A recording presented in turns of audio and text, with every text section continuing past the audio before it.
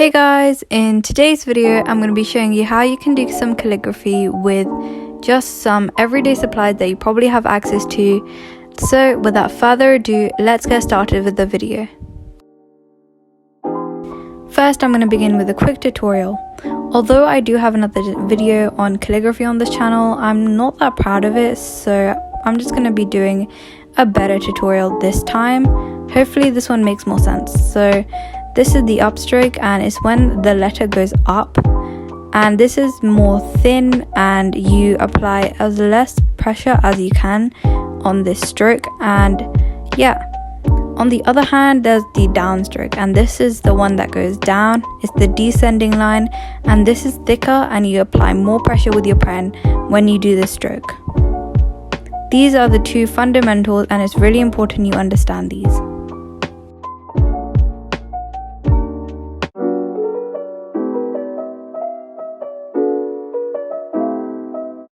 So the first thing we're going to begin with is a brush pen. Although this one isn't exactly accessible, which is why I made this video, I still decided to include it as a comparison to the other stationery items that I'll be looking at, as well as to give you a better perspective on whether you should buy a brush pen or just use your everyday supplies. In order to practice with a brush pen, I recommend doing some squiggles at first and try and do some zigzags before you actually start and move on to the alphabet and try and letter every letter. It may be really hard at first, but remember your ups and downstrokes and you'll be a pro in no time. Another calligraphy style is the faux calligraphy. This is often known as like the false calligraphy. Basically, you don't actually apply pressure when you go up and down. Instead, you write the letter, and after you've written the letter, you fill in the parts where it would go down. And this is helpful if you have no pens that go thicker when they go down, because you can use normal pens to add the depth that you need. You can also have a not filled in faux where you just leave it blank and it still looks pretty cool. So the first non-brush pen supply that we have is a gel pen. This is one of the most accessible on the list. However, the calligraphy style that we do does not require applying pressure, which can make it a bit hard. So we use the faux calligraphy that we just used. Gel pens can be a bit smudgy, so be careful when you're writing and doing the downstrokes. Basically, just as we learned, we do the faux calligraphy on the letters that you've written, and it still gives it that brush pen look.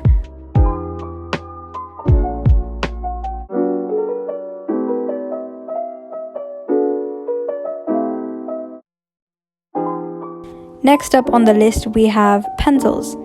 Currently, I'm using HB pencils that are just like a normal shade, and the fundamental for this is just the upstrokes are the lighter strokes and the downstrokes become the darker strokes. It's kind of not that hard once you get into it, so I do recommend this method because it still gives a really cool look, as you can see. If you don't have the normal like HB pencils, you can use mechanical pencils, which have a better grip. However, mechanical pencils can be harder sometimes because the leads tend to be thinner, and that may be a problem if you're hoping for a more thicker look. But I guess it still works pretty much the same as a HB pencil, if not a bit worse, because as I said, it's thin. Another great advantage for using pencils over brush pens is that you can erase them, so if you mess up on the calligraphy, it really doesn't matter because you can just rub it out and start again. Pencils are also a really cool thing if you want to give it an elegant look because they are quite thin.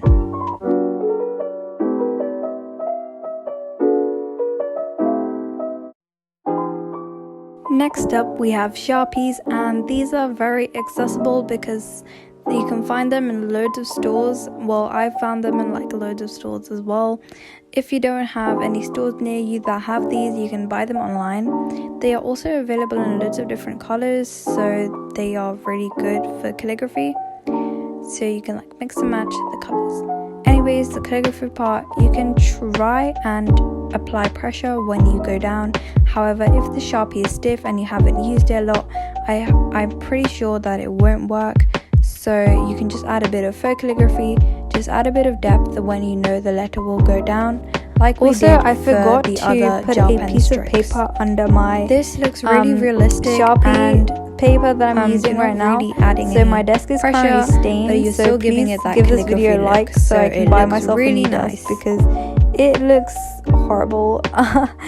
Anyways, yeah, so a big disadvantage is that they bleed through.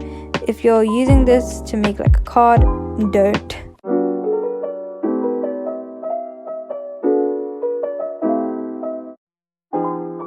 Although there is a highlighter category, I decided to include the Myliner in its own category because it has two different tips and the tips for both of them are smaller than a normal highlighter's tip. So as you can see, the chisel tip is kind of hard to do, but basically you hold it at an angle when you first begin, and when it goes up you continue with the upstroke as thin, but when it goes down you apply more pressure so the line becomes thicker. It is really hard, so only do this if you don't have anything else on the list.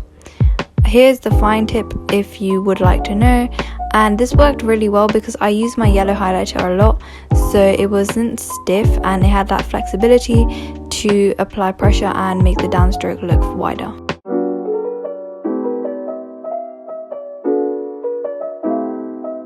With a ballpoint pen, you can try and do the calligraphy where you apply pressure when you go down. However, I feel like faux calligraphy works best for these types of pens. Here is me trying to do some calligraphy and apply pressure when it goes down. It did kind of work, but you can see that it's really thin and it's hard to differentiate. If you feel like you can't apply pressure with your pen, you can always try faux calligraphy. I'm absolutely rubbish at this, but it might look better when you guys do it. I feel like ballpoint pens are great because they won't smudge like the gel pens and they are available in so many different colors. I'm using just like the normal like big pens, but you can use whatever pen you want to. In order to practice, you can just do squiggles and zigzags again and just make it so you go really light when you go up, as light as possible, and go thick and apply as much pressure as you do when you go down, so you get that downstroke being wide.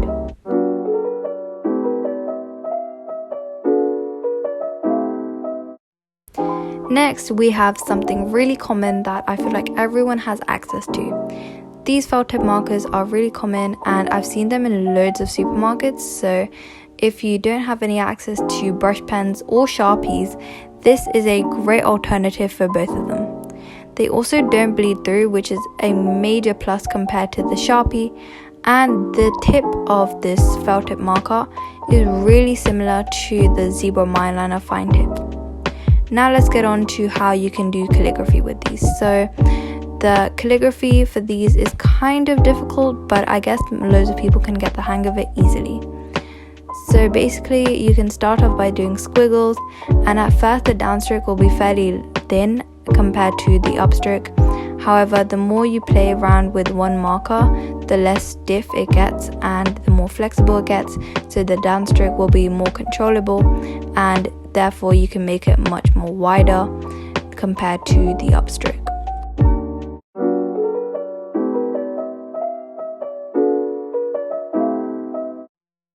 Believe it or not, but these were markers that I started doing calligraphy with when I didn't have brush pens. These markers are honestly a lifesaver, and you don't even need to have the Crayola brand to get these types of markers, because I've seen loads of markers that have this conical type nib. These are so cool, and when you do the downstroke, don't be afraid to apply pressure because the nib won't break or anything. In fact, your calligraphy will look 10 times better if you apply the pressure that you need, and the upstroke can be easily controlled with the nib that is central. And yeah, so again, in order to practice, you can always do the squiggles and the zigzags. As you can see, this is really similar to a brush pen. In fact, I feel like the quality of these might even be better than some brush pens that I've seen, because the ink does last for a long time and they are available in so many different colors. Especially with the Crayola brand, I've seen loads of colors.